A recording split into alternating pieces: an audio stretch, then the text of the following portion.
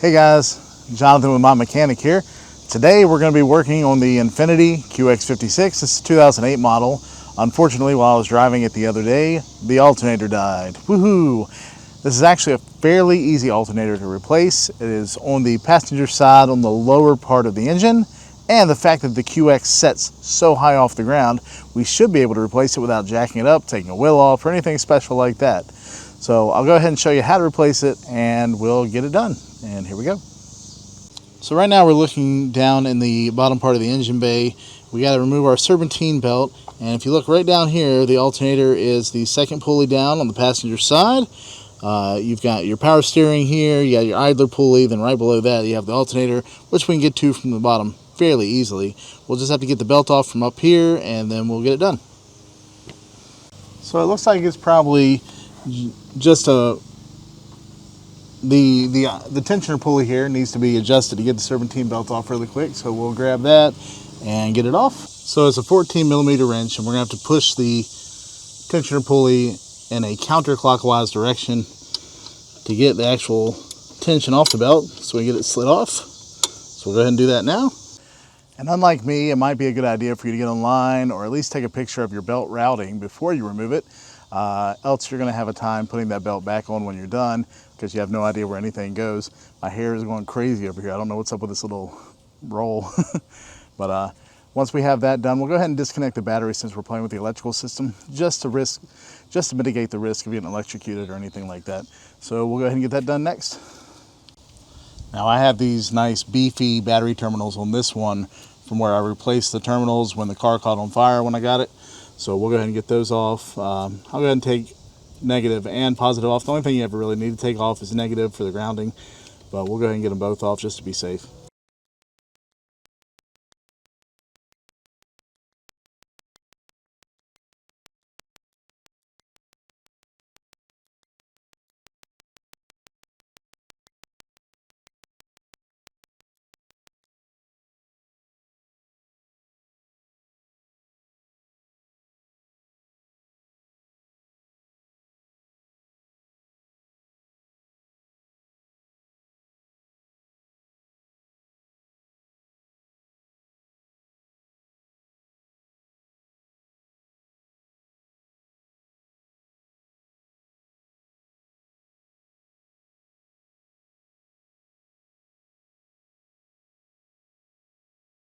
Only lasted about a year and a half since the fire before it died, which is kind of bad. But we'll get this on and hopefully it'll last for at least 3 years.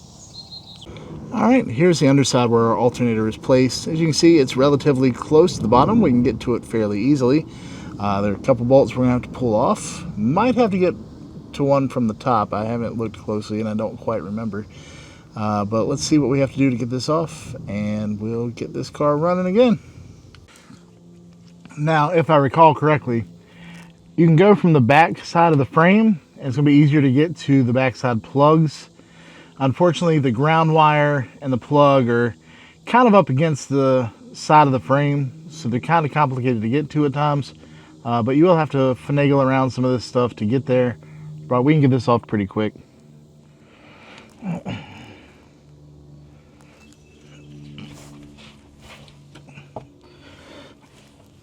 I'm under here now. Let's see. There's a ground wire that bolts to the back side. Looks like it's a small one, probably a 10 millimeter.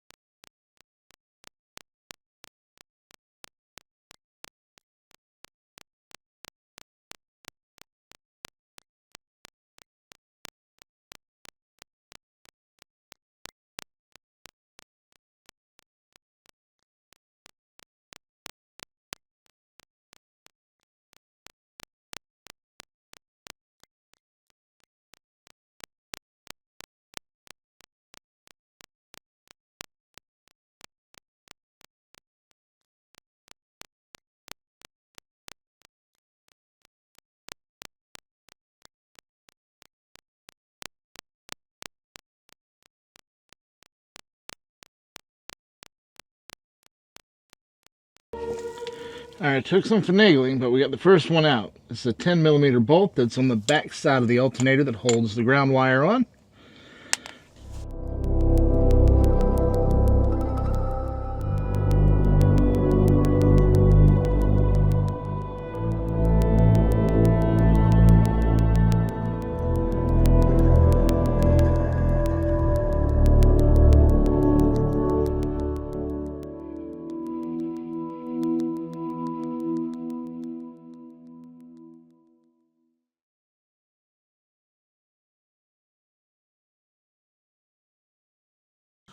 Alright, there are two bolts that hold this alternator on. The first one is a 14mm bolt. It's near the top, right underneath the tensioner pulley. We'll have to use an extension and a ratchet to get to it. Just a short extension to get it off that top of the alternator. We'll go ahead and get it off first.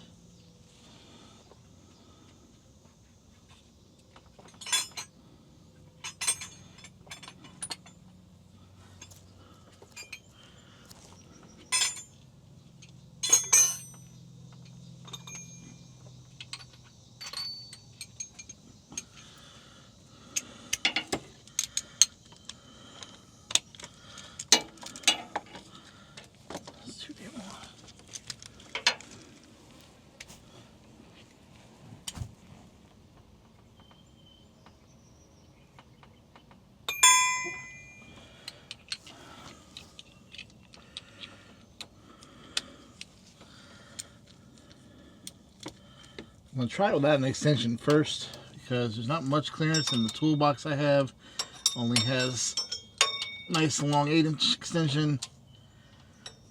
There's not going to be much clearance because the AC line gets in the way.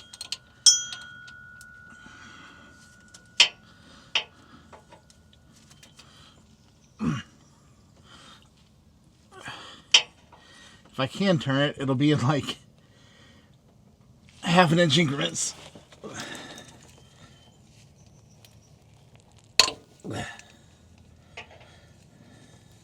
I don't think there's enough room for my ratchet to even grab gear.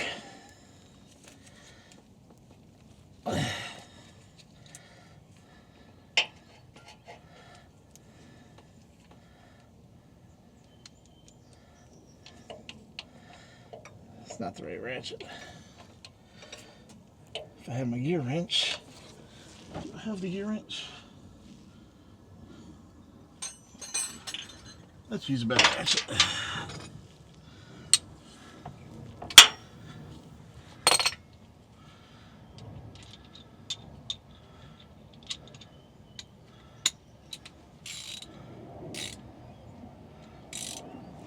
I'm going to use the gear wrench 90-tooth ratchet. That should get me all settled up.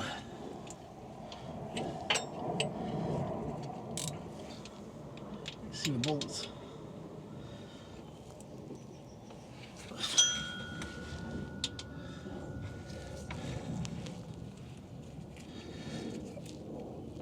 There we go. That gives me about 2 or 3 clicks on the ratchet.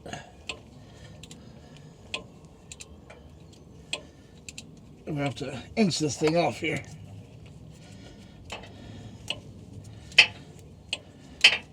This is where an electric or air ratchet would come in real handy.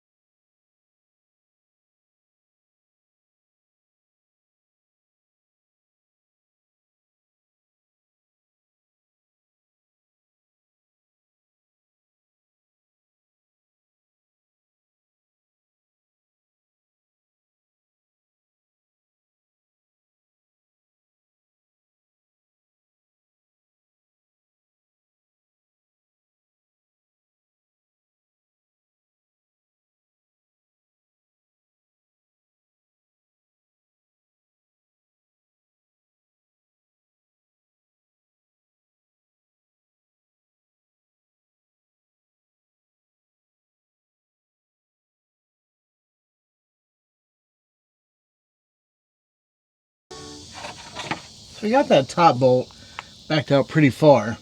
Unfortunately, it's not pulling through, but it's also not moving when I move the alternator, so it's not threaded. So we just got to figure out how to back it out while we got the alternator in here still. There we go. Alright, so we got this nice long shanked bolt here. It's probably every bit of 8 inches, but it is out. So all the bolts holding the alternator in are out. We just got to pull the alternator down now, see if we can disconnect the rest of the wires. Since we have the battery unhooked, this should be fairly safe. We just got to get it around the alternator mounting bracket and the AC line.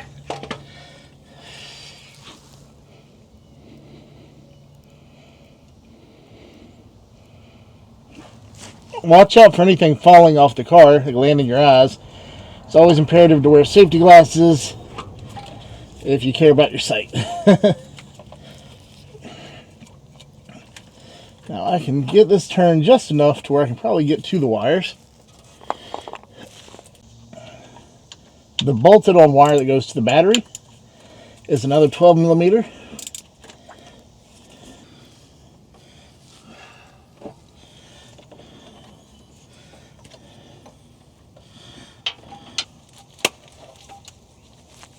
I've shredded my gloves to pieces.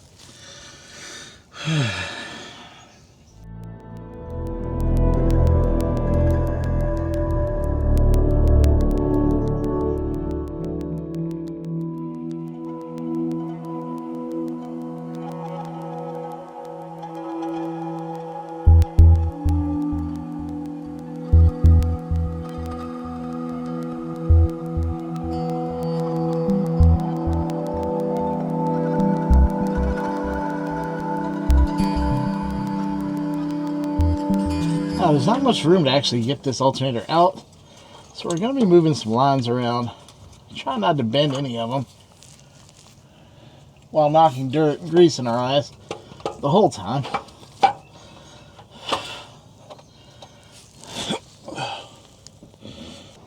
There's not enough clearance at all between the fan shroud and the engine block to get it up through the top. So surely there's a way to sneak it through the bottom. I have a feeling it's going to have to do with moving some lines, which I don't like the idea of.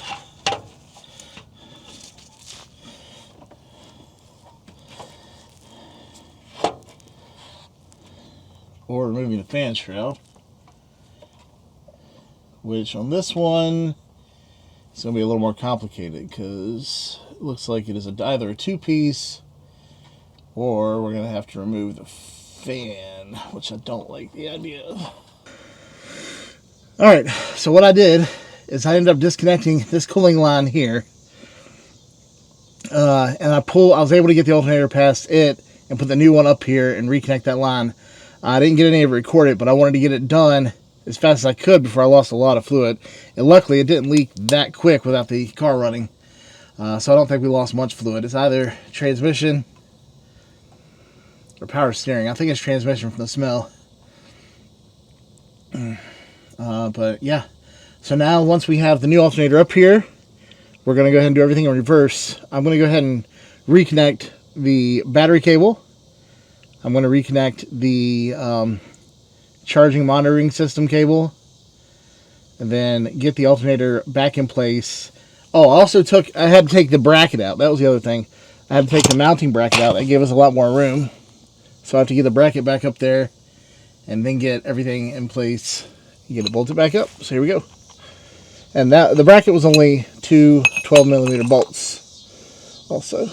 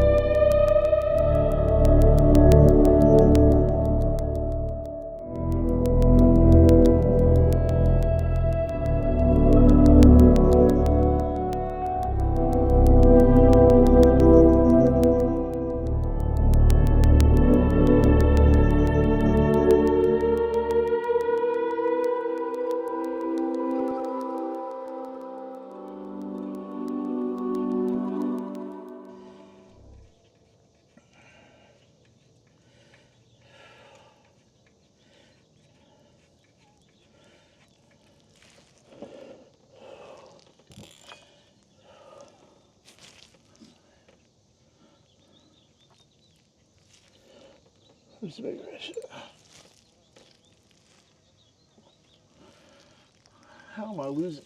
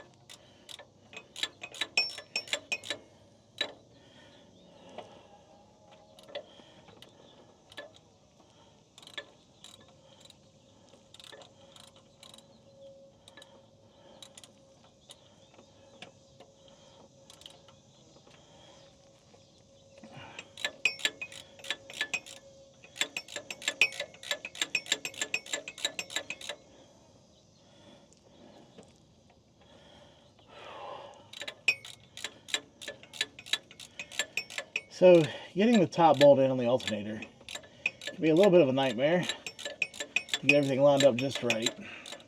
Once you do, it goes in nice and smooth, as long as you remember to wiggle the alternator so it slides all the way through. But if you don't have like a 1-inch extension, clearance becomes a bit of a problem. So hopefully you do for that 14mm bolt. We want to make sure that gets nice and tight though.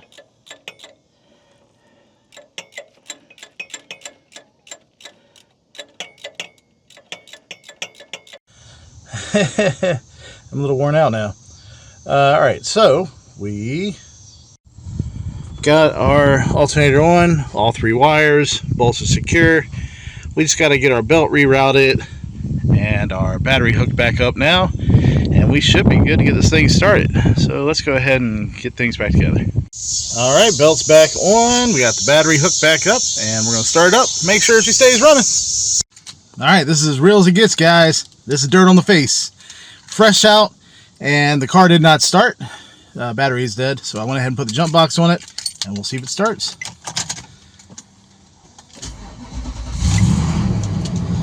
All right, we did get a successful start. Since battery is low, all kinds of weird electronic stuff goes on inside the Infiniti. We got flashing lights on the dash, all that good stuff, but she is running, hopefully charging. I don't have a multimeter to test with right now, and I can't see the ammeter inside here, but let's go ahead and get the jump box off and let it run for a little bit. All right, so everything's running. I'm driving the car right now, heading to pick up some stuff from Lowe's. I got all the lights on the dash now, nothing's flickering. Looks like we have a positive battery charge on the ammeter. When I disconnected the jump box, we were at 14.1 volts, so it looks like we have good alternator power, and we are running. So I would say it is a job well done, and that is how you replace an alternator on a 2008 Infiniti QX56, and I hope to see you next time.